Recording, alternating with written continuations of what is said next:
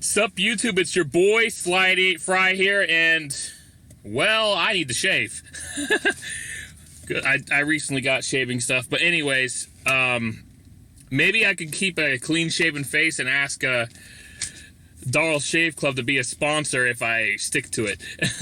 Anyways, Scott the Waz uploaded a new video yesterday. I was busy enjoying time with my wife, so I had no time to actually do a react to it. But hopefully, you guys will watch my react to it today, and whenever you actually are aware of it, or even search for it. That'd be nice. Maybe spread the word, get more people to watch. So a new Scott the Waz video, and I absolutely love this subject: the fall and rise of 2D gaming. See, back in the 90s, I seriously thought 2D gaming was dead. The only game I recall that was a 2D side-scroller on the N64 was Kirby 64: The Crystal Shards, which I still think is one of the best Kirby games, not the best. I know most people want to say Kirby Superstar for the Super Nintendo is the best Kirby game, but I think Kirby Triple Deluxe on the 3DS improves upon it even more. But anyways, moving on. Let's check out the new Scott the Waz. Here we go. Holy. Hey y'all, Scott here. You ever stare in front of the mirror and practice what you're about to say to somebody? Hey, you know what they say? Go yourself. Well, I'm practicing what to say at a family reunion that's coming up. You'd probably say, oh, Scott, it's been so long, talk to me. And I'd go, Dimensions, oh, my favorite. You know, 2D just kind of happened. Wow. Nobody went flat plane, no Z-axis. People have always been after that, their third dimension. It's the future and the solution to all your problems in marriage. It doesn't ever work. The dimension of our dreams. And when we finally got it, I miss garbage. I mean, we could go back before 2D gaming to no D. These are the days. Who are we kidding? It's always been a battle between 2D and 3D. You could argue 4D gaming is something like virtual reality, but I will categorize 4D like movies and theme park rides do. If my chair moves, that's the fourth dimension. Maybe someday we'll get a true fourth dimension in gaming, but for now we gotta settle for Frogger 3D being the farthest we can go. These days, it's 2D and 3D living in harmony. But it wasn't always like this. Yeah. At least on home consoles. It seemed like for a second there that 2D was merely a product of hardware limitations. The only reason to make a 2D game is if you're making it for Game Boy or something. Oh my goodness, I could not have said that better. That's actually basically how I saw it back then. And back in the 90s, all the home consoles, all their games were 3D. Little did I know that Kirby 64: The Crystal Shards was not the only 2D game on the N64. There were other ones. But yeah, pretty much. Oh yeah, there was also Yoshi's Island, Yoshi's Story. Yoshi's Story was the other 2D side scroller I played on the N64 because I loved Yoshi's Island and Super Nintendo. I'm just gonna say this real quick. I know people hate Yoshi's Story for being too short. I agree. The game's too short. You play 6 levels, you beat the game. That's why it's better to unlock all levels in the story mode than play them in order in the trial mode. But anyway, Yoshi's Story has better controls. You can aim your eggs with much more precision, unlike in Yoshi's Island where the cursor automatically goes up like this. You're actually aiming it yourself in all directions. So, yeah, the controls are better. The gameplay of Yoshi's Story is better than the gameplay of Yoshi's Island, but the game of Yoshi's Island is better because it's longer and more challenging. Anyways, moving on. If you were making a game for the PlayStation 2, GameCube, or Xbox, you knew what dimension to make it. 3D was kind of seen as the new norm for modern console games, but now that status has been changed by Kirby Star Allies. 2D games are everywhere, sitting right alongside 3D ones. But how did it get this way? Well, like I said, 2D games just kind of happened. Do you really think there was a board meeting?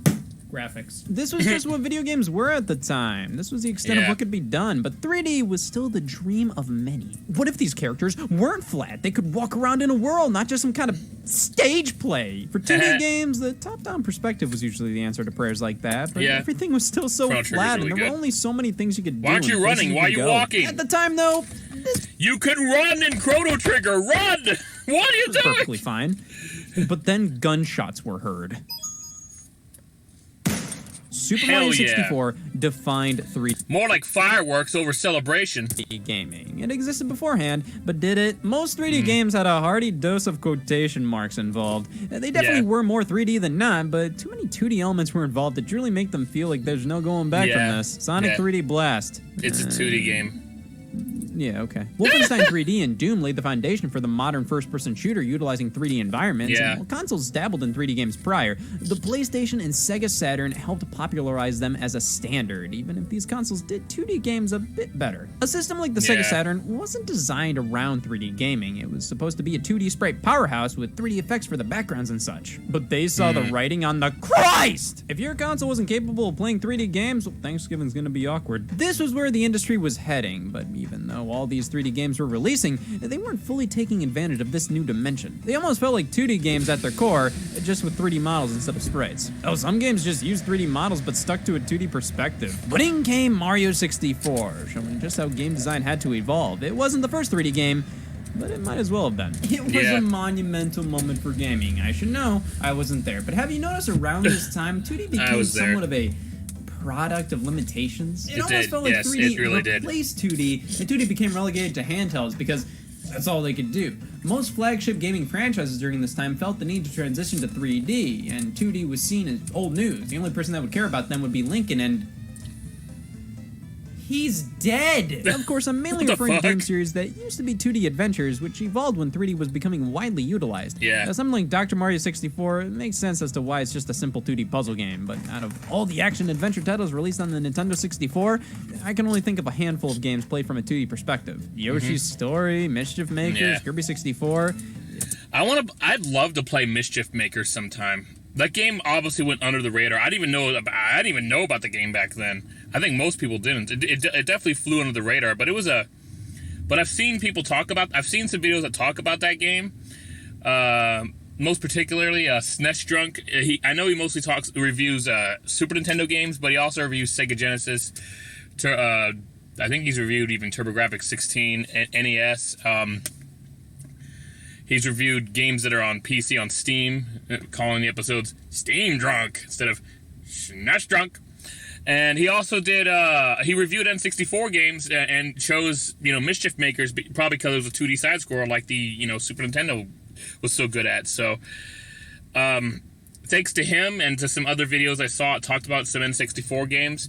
I learned about Mischief Makers and how it actually was a really good game. It just flew under the radar because just nobody really knew about it at the time. You have Super Smash Brothers and other fighting games, but that's pretty much it. If you wanted 2D Mario, Zelda, or Donkey Kong, you had to play those on Game Boy. It really felt like Nintendo was pushing most games to just be 3D on the 64, which does make me wonder why they kept Yoshi and Kirby 2D during this time. I don't know. They still why used 3D did, graphics, but kept the playing field 2D. You can only go left, right, up, or down, which created the term 2.5D. What's half a Z? It's a 2D game with 3D graphics, or a 3D game played from a 2D perspective.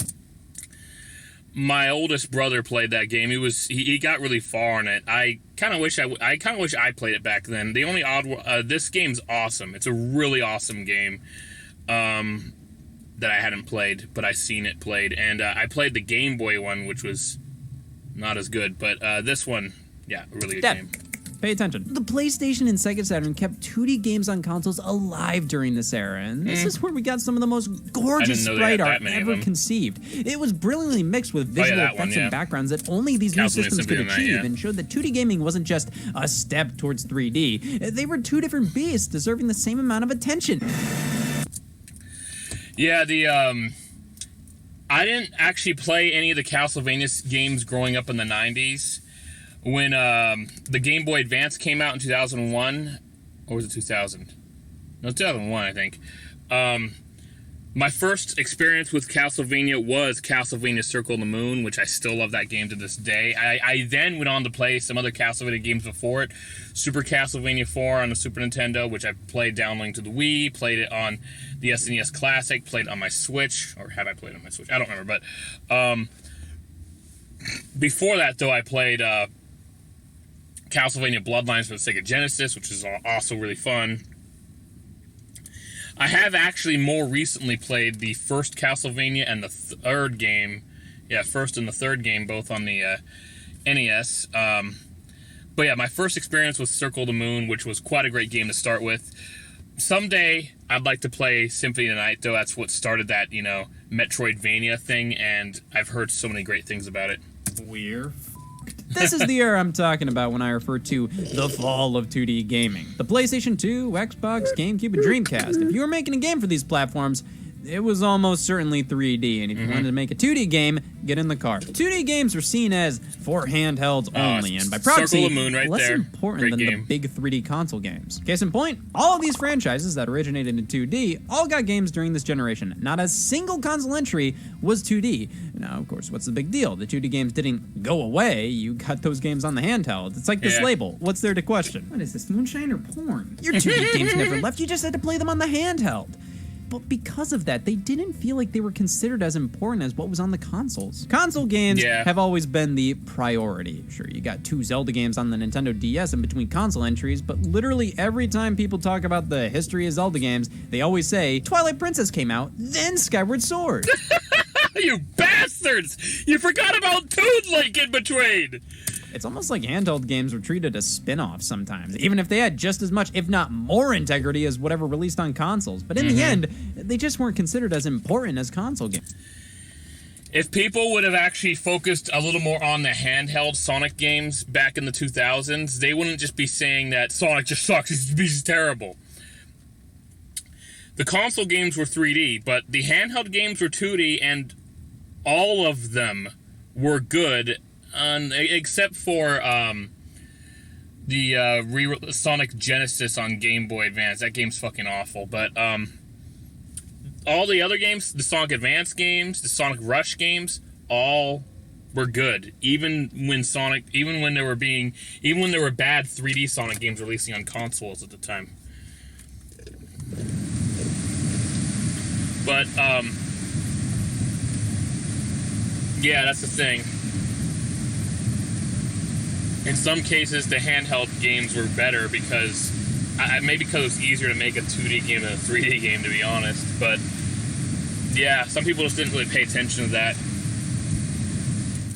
These handheld titles sold more than their console counterparts, but you'll barely hear people talk about the portable games. It's all about the home console ones. Yeah. It's something that's always perplexed me. I always see Nintendo, Sega, Capcom, Sony pull from their classic home console games for nostalgia bait, but barely ever do so with their handheld titles by comparison. Well, I guess it's because normally console games get the bigger budgets, the bigger teams, and the bigger scopes because they can handle experiences of that size, and thus they're the bigger deals. Portable systems couldn't do as much, so budgets for games were generally smaller, and thus people generally saw games that released on handhelds as lesser and not as important than the console games. It's too bad because a lot of games are really released good. the same day as San Andreas. Guess what happened? Most of the time, handheld variants of these series would be put in sub-series, with the console entries being direct sequels to one another. Basically, the most a lot of these handhelds could get would be prequels, side stories, etc. Systems like the Game Boy Advance could do some very light 3D stuff, but 2D was where it was most comfortable, so this was how 2D lived on at the time. Though with everything I said earlier about handhelds were home to the lesser experiences,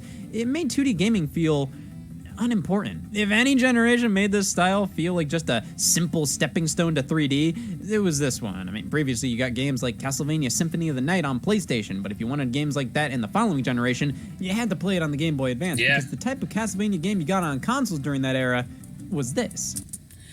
Circle the Moon was awesome, though. First Castlevania experience I had, and I love it. 2D games were relegated to the Game Boy Advance because that's all I could realistically do, and with these games being cheaper, smaller titles on weaker hardware, 2D was seen as inherently worth less than 3D. Now, that doesn't mean 2D was completely off the GameCube, PS2, and Xbox. The Legend of Zelda 4 Swords Adventures on GameCube had a graphical style incredibly reminiscent of A Link to the Past on SNES. But now, with all kinds of effects and crumbs on the screen, looking at reviews, critics liked a lot about it. Outside of the graphics. A series that consistently were 2D only skipped main entries on consoles during this time. Classic Mega Man, Kirby, Yoshi, and when they wanted to do something like a new Mega Man X game, Oops. X7 was this new experiment bringing the series into 3D, with the next entry showing us just how well that turned out. X8 brought things back to a 2D perspective, releasing around 2005, which is where the rise of 2D started to occur. Xbox Live Arcade initially started out on the original Xbox, hosting games along the likes of arcade classics and some original, very simple games. You could download these games for a relatively small price, but when it made its way over to the Xbox 360, it blew up. Xbox Live Arcade became a breeding ground for smaller, bite-sized games, not just classic arcade titles. It helped create a market for simple, cheap Zumba. experiences on a home console. Much like how the pick-up-and-play games worked well on handhelds, they worked just as well as downloadable games on the TV, as you could just hop into them, play that for a bit, game. and hop out without swapping discs. I actually This was a godsend for as well as downloadable games on the TV, as you could. Yeah, Cloudberry Kingdom. I actually have videos of that. I recorded and uploaded footage, edited and uploaded footage of that game from my Wii U onto YouTube. So if you want to check that out, go. I think I have it in a playlist. But it's one crazy ass game. It's just. I love how quick everything is. Once you die, you just immediately respawn, and it's just got so much problem solving. It's just such a neat game. Actually, you guys got it. I think it's pretty highly underrated. Got to check Just it out. hop in. The story is kind of, I guess, but but for the gameplay, whew, awesome. To them, play them for a bit and hop out without swapping discs. This was a godsend for retro stuff, making the classics easily accessible to the masses. Oh, yes. Instantly downloadable. The games were smaller in file size and simpler due to their age, which made them perfect to just always have at a moment's notice on our Yeah. 360s. And I think this got people to realize, wow, this isn't dog shit on the TV, as you could whoops. just hop into them, play them for a bit, and hop out without swapping discs. This was a godsend for retro stuff, making the classics easily accessible to the masses. Instantly downloadable. The games were smaller in file size and simpler due to their age, which made them perfect to just always have at a moment's notice on our Yeah. 360s. And I think this got people to realize, wow, this isn't dog shit. 2D retro-styled games still had a place on the home consoles. There's merit to these games existing right alongside the big bombastic 3D ones. So original downloadable games were starting to get pumped out for the marketplace, some Yeah. of which were retro reboots of classics, others completely new concepts. All for affordable prices. If you haven't played Peggle because of budget constraints, that's your fault. The bank is repossessing my body. Oh my god, that's horrible. But I think it might actually have helped give rise to the indie scene as well. There's all these indie games that have like classic style graphics as opposed to modern ones, and are good and are played because they're just good, fun games, easily accessible. And the Xbox Live on the 360, I'm sure, helped with that. Eventually, you could find those on WiiWare eventually, but at first the downloadable stuff was just in the Virtual Console, including NES, TurboGrafx 16, Master System, Genesis, Super Nintendo, N64, Neo Geo, some classic arcades, all that stuff you can download on the Wii. But eventually they did the WiiWare service, so you can download new games like Bomberman Blast, I think it was called, which actually had online play and was really hard, actually. And there was also indie games on there eventually, but looks like it started with the Xbox, so good on them for that. PS3 pushed it out as well, and same with the Wii, and it's become like the norm now, which is awesome. And I think the boom of downloadable smaller games showed how much value these titles still had. A game like Bionic Commando Rearmed was far more popular than the big, gritty Bionic Commando reboot it was fundamentally made to advertise. 2D games like this were finally making a comeback on consoles. Yeah. Though they were still being seen as worth less than 3D ones. The Xbox Live Arcade era really messed up my perception of price points, as back then they would charge like $10 for a new Space Invaders. Now it's like, I know it's in a collection, but still, it makes me look at something like Ghosts and Goblins Resurrection. That released in 2021 for $30 digitally. And I'm not saying it's not worth it.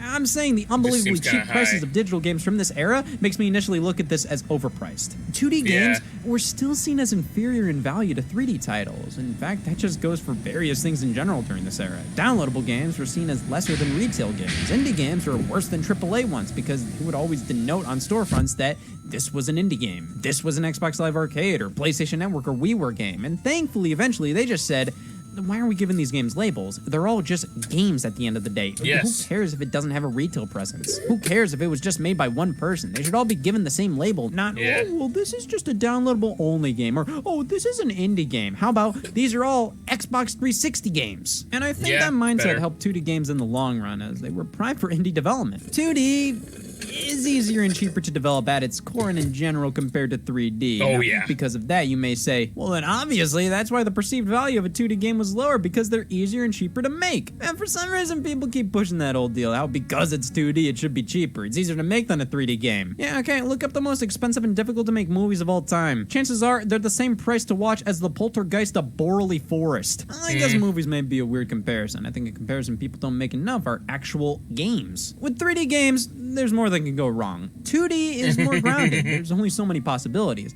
3D, there's more to take into account, adding to developmental issues. But from what I've seen, due to that, 3D games have so much more fluff, more cutscenes, boring tutorials, parts of the gameplay that are just you walking and following somebody and doing nothing else. Does it really matter? I have full control of what I do and where I go in this environment if there's nothing to do and nowhere to go?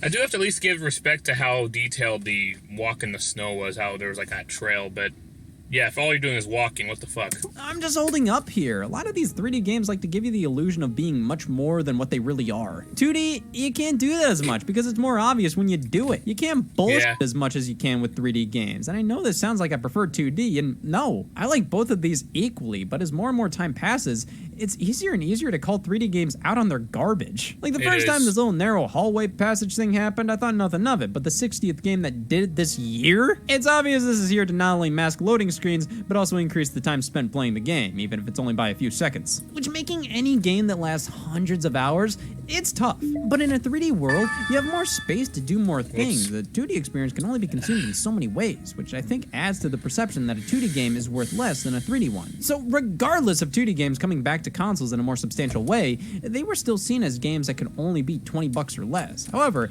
I think the main company pushing forward, trying to give 2D games the same value as any other AAA release, is Nintendo. For a while there, Nintendo sort of pushed their 2D games off to their handhelds, which again, devalued them a bit. If you wanted 2D Zelda or Mario, you mostly had to get a Game Boy, Game Boy Color, Game Boy Advance, Nintendo DS, but even then, with Mario, from 1992 to 2006, there were no original 2D games produced. They just did remakes and re-releases on the portables, which it's crazy to think there was a time when 2D Mario was basically extinct. What Nintendo did instead was invest heavily into the Wario Land series. That was their premier 2D platformer for a bit, but it was. 2006, Nintendo revitalized 2D Mario with New Super Mario Bros. On DS. It was a sales juggernaut and helped prove that there was still a big audience for original 2D games. With the casual appeal of systems like the DS and Wii, it became more apparent than ever how many non-gamers understood 2D gaming far more than 3D. 3D, you have to worry about a camera system, and it's like, you, I already have a mortgage to deal with. A game like the original Super Mario Bros., most players could deal with. Hell, many found it fun. Super Mario 64? Join the occult, Dad! While millions experienced and enjoyed video games, I think this era proved that 2D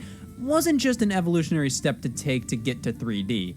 It was something that was preferable in many ways to millions. It was simpler to understand for casual players, and as great as 3D was, it was too different from 2D to be considered a replacement. I think some people almost looked at going from 2D to 3D gaming as the transition from black and white to color and film. The 2D was mostly relegated to systems that just couldn't do 3D. But in reality, revitalizing 2D games was the ticket to grow gaming that much more. While the Nintendo DS could do 3D games, most of the major titles released on it were still 2D, even if they used 3D character models. And on the Wii, Nintendo started to pump more and more money into AAA 2D console games. This all started with Super Paper Mario in 2007, reimagining the Paper Mario RPG series as a 2D platformer with RPG elements and a gimmick showing you the 3D perspective of your 2D plane.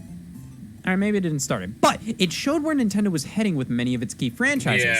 Backwards! Nintendo has always been a very nostalgia-heavy company. Many times they theme their games around, remember that? But that doesn't mean there can't be any innovation with their nostalgia-heavy titles. Their next major 2D console game was Wario Land Shake It, also known as Wario Land The Shake Dimension in Europe. It's offensive over there. Wario Land didn't do much sales-wise, but it was a gorgeous 2D platformer on a console. I actually have some videos of Wario Land Shake It from 2008. I never finished the game though, but you can check those out if you like. With great cutscenes, artwork, and animation, it was clear more time and money were being put into games like this. Even if the title didn't sell well, the intention was there. This was the first Wario Land on a console, and they went above and beyond to make it feel like it. We got Wario World on the GameCube, a 3D Wario platformer, but Wario Land Shake It was traditional 2D as all hell, which was an important precedent to set, because 1 year later, Nintendo went all in on 2D. I have a video with 1 million views, and I still don't know why it has 1 million views, but it is of that game. I uploaded that video in 2010. Easy to find. Just go to my channel and reorder it, not from newest to oldest, but from most popular, and there it is. I still don't know why it's the most popular video. I have other videos of that game that are nowhere close to that high in views. Console gaming with New Super Mario Bros. Wii. I remember my aunt wanted to... I am thankful for this game, though. I think without this game, and also without Sonic 4 Episode 1, my channel might not have even been monetized, even with all those React videos I've been uploading lately. Wait, because, well, I loved Super Mario Brothers. It clicked perfectly with the Wii's casual appeal. An old-school Super Mario Brothers game, a title like Mario Galaxy, you're gonna give Grandma a stroke with that. It didn't matter that it wasn't as visually appealing or epic and grandiose as the biggest games on the market at the time. New Super Mario Bros. Wii proved that people wanted simple 2D fun on their TVs just as much as on their handhelds. Plus, Nintendo introduced simultaneous multiplayer with this game, which became a staple in their modern 2D titles to come. Next year, we got Donkey Kong Country Returns and Kirby's Epic Yarn on Wii. Kirby's Return to Dreamland the next, and coupled with the Wii's downloadable library of old-school NES and SNES games. Yeah, check out my playthrough of Kirby's Return to Dreamland. It was 4 players. We had a lot of fun. We bickered and stuff. And unfortunately, all the footage I had got lost in the external hard drive I was using, which is unfair because actually, that's one of the things I want to talk about in a future video about why my channel hasn't been as big as it probably could have been. I had a lot of videos, and I mean a lot of videos, on an external hard drive, and suddenly that external hard drive stopped working. That was videos of StarCraft. I actually had the entirety of not only the StarCraft campaign, but its expansion, the Brood War campaign, all in that external hard drive, and it got lost. Same with a bunch of videos from Kirby's Return to Dreamland and so many others. It was, oh yeah, Battlefield 3 and so many others. It was just, I wish that never happened. But as a result, I don't trust iOmega ever again. It happened with an iOmega external hard drive, so I'm not doing it again. I tried replacing it with the warranty to get another iOmega external hard drive, and it happened again. So no, not trusting them again. Retro-style new downloadable WiiWare titles and the lower cost of developing games on it compared to Xbox 360 and PlayStation 3, the Wii became the go-to console for the resurrection of 2D console gaming. Nintendo definitely noticed that these 2D titles appeal to far more consumers than ever before. They satisfy the casual crowd with simpler games they can understand. The hardcore community is pleased by the return to the classic era of gaming. Pop a multiplayer mode on there and all's forgiven. So because of this, Nintendo made another 2D game. And another 2D game. And another. And another. And another. And another. And another. And another. And another. And another. And another. Nintendo leaned too far into 2D gaming after the success of New Super Mario Bros. Wii. It just felt like they took their 3D games and pushed them off to the side. And even when they did do 3D games, they took too much inspiration from the 2D ones. The Wii U and 3DS, frankly, had too much 2D. From 2012 to 2016, it almost felt like every other game Nintendo was making was a 2D platformer. And they're great, but my God! We went from not enough of them to too much just like that. And you know what? I get it. These 2D games were obviously a smart move because, one, they had wider appeal, and two, they were definitely easier to develop. Like, why wouldn't you make the game that'll cost less to produce and make more money? But that's the problem. Many of these didn't feel like artistic decisions made because they wanted to make a 2D game. They felt like business decisions. Make a 2D game because it's more cost effective. And with a mindset like that, many of the 2D games that came out this generation, while crazy fun, weren't necessarily exciting in terms of what they represented. They felt like Yoshi's New Island, I didn't like that game very much. I got it when it was pretty new on my 2DS, and I never played Yoshi's Island DS. I hope to play that someday, but as I mentioned earlier, I love the original Yoshi's Island on Super Nintendo. I think Yoshi's Story on N64 was good, it's just the game should have been longer. But Yoshi's New Island for 3DS was a disappointment to me. It seemed like they took a lot of stuff away from that game that was in the original Yoshi's Island, and all they added was the fact that you can have these giant eggs. Like, you add one, I guess two things if you count the steel giant eggs, but you add this giant eggs, but you take away so much else, How is that an improvement? How? What are you talking about, Nintendo?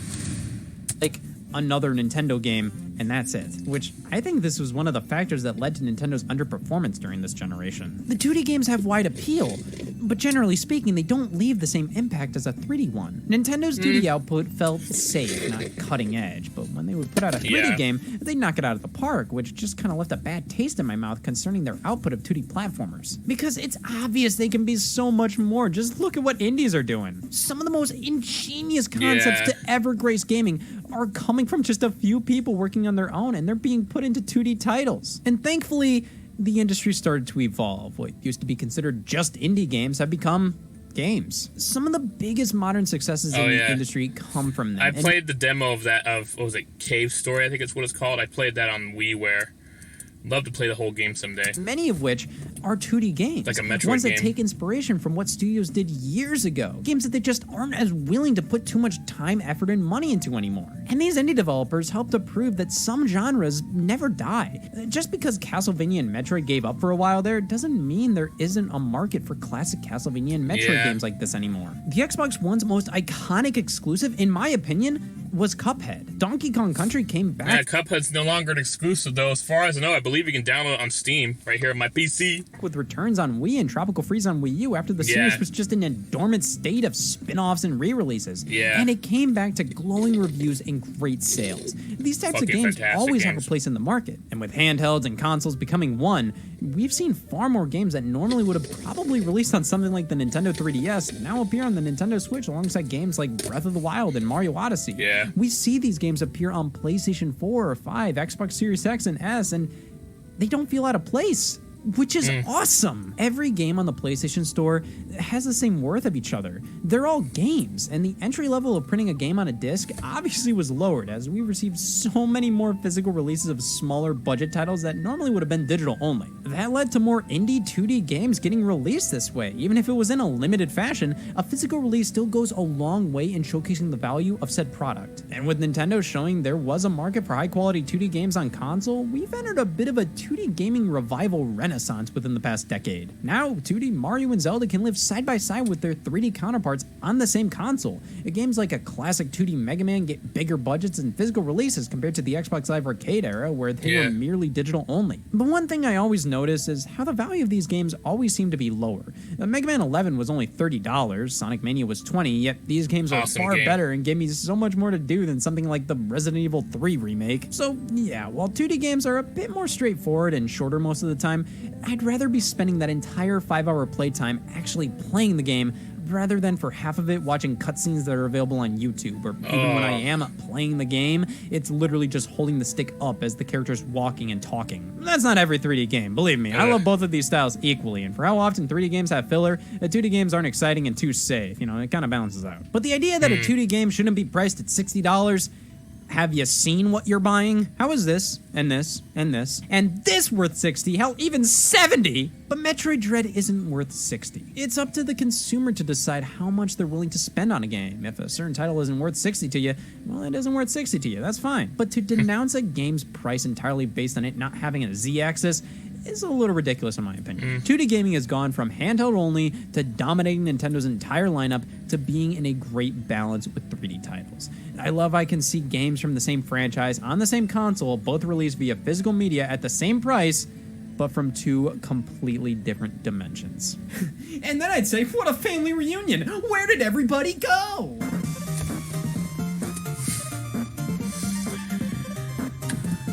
All right, way to go, Scott the Woz. Once again, this is the kind of, I'm going to be honest, this was a video that is not only entertaining, but we needed. As gamers, we needed this video. And I'm very proud to actually have made a react video to it, because I got a bit to say. As I stated earlier, it did feel like 2D games were gone, except on the handhelds. Back in the 90s and the early to mid-2000s. It seemed like companies were trying to avoid going to 2D. It eventually came back, obviously. But still, it seemed like it was gone for quite a while. The other thing is... oh, good. Ow. The other thing is, he showed that list of games right there. One of them was Sonic Colors Ultimate. I actually uploaded 2 videos of Sonic Colors Ultimate yesterday on my PC. I uploaded them to my YouTube yesterday, so go check them out if you get a chance.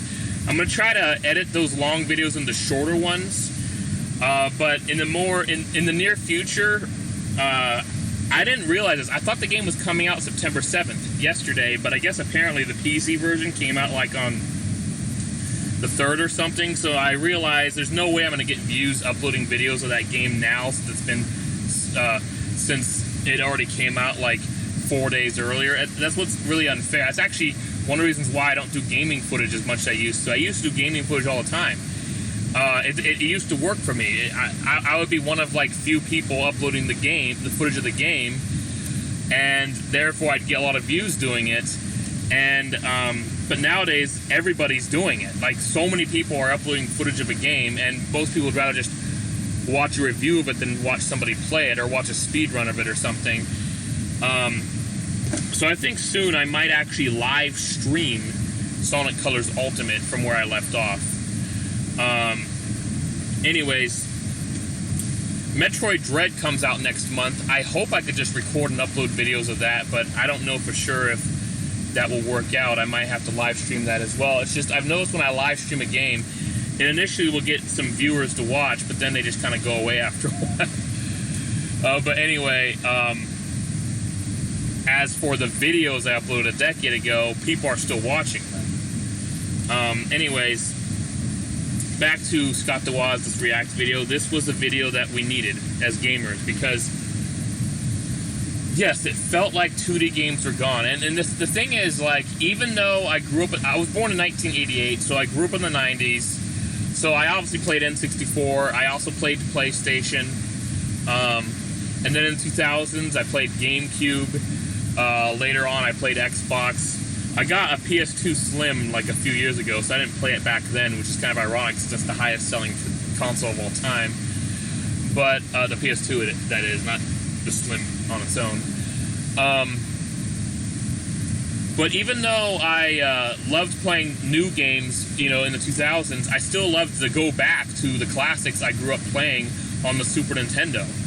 I also played Sega Genesis as well back in the 90s. I loved Sonic. But Super Nintendo had not only Super Mario World, but they had Link to the Past. They had Super Metroid, which is an incredible game. Kirby Superstar, Kirby's Dream Land 3. I loved playing the side-scrollers. Graphics didn't really exactly matter to me.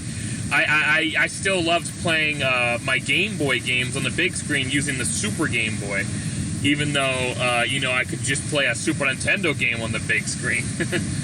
I'm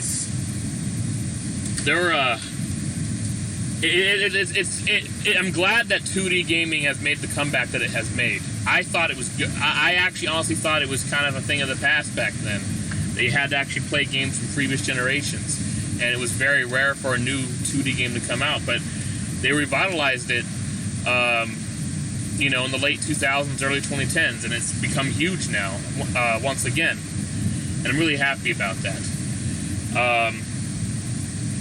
Anyways, what do you think about this Scott DeWaz video? Please let me know in the comments below.